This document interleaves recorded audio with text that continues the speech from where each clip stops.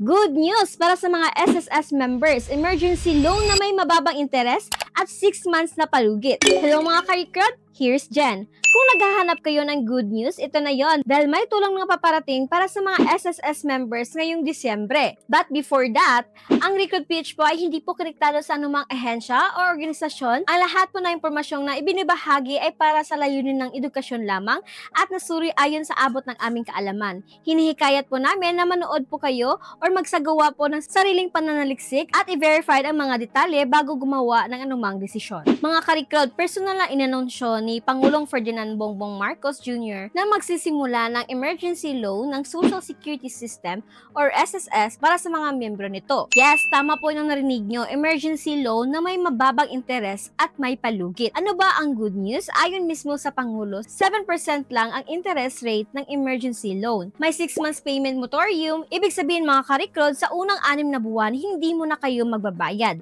Malaking ginhawa yan, lalo na kung may emergency, kailangan bumili ng pangunahing pangangailangan, apektado ng kalamidad, at para iwas sa 5 to 6 na sobrang taas na interes. Sabi ng Pangulo, mas mabuti na raw ito kaysa mapunta sa mapaninlang na pautang, lalo lang magpapalubog sa utang. Bakit may emergency loan ngayon? Matatandaan noong November 6, nagdeklara po si Pangulong Marcos ng State of National Calamity sa buong bansa. Layunin nito na mas mabilis na makatulong ang gobyerno, mas mabilis makapaglabas ng pondo, mas handa sa mga paparating na kalamidad. At dahil dyan, activated na ang emergency loan program ng SSS. Sino ba ang pwedeng mag-apply? Mga karikrod, hindi po para sa lahat, kaya makinig po kayo ng mabuti.